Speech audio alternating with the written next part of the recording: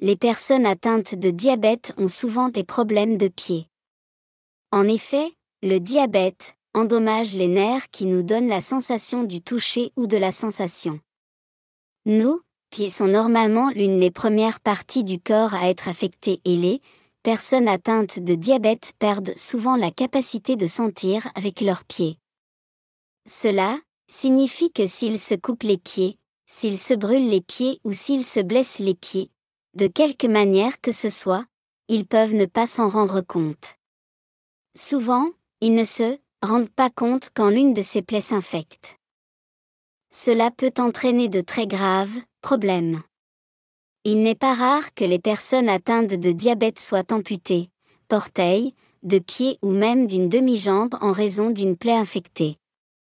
Une infection grave peut également menacer la vie d'une personne, surtout lorsque cette personne souffre également d'un diabète mal contrôlé. Malheureusement, nous avons vu de nombreuses personnes handicapées de cette manière, parce qu'elles n'ont pas pris soin de leurs pieds correctement. Pour cette raison, nous aimerions fournir les conseils suivants à toute personne qui a reçu un diagnostic de diabète. Tout d'abord, inspectez régulièrement vos pieds.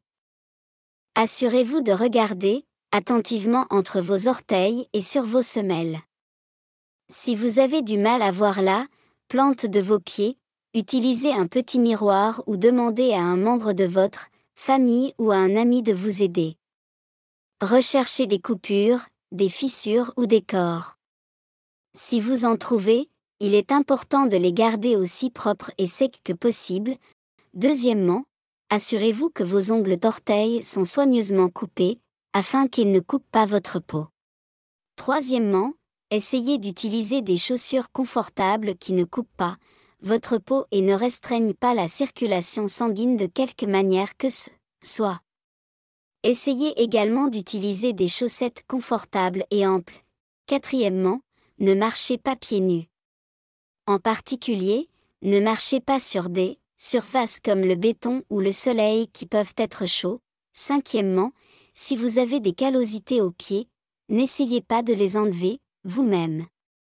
Il est probable qu'ils seront infectés si vous le faites. Essayez plutôt de consulter un professionnel de la santé.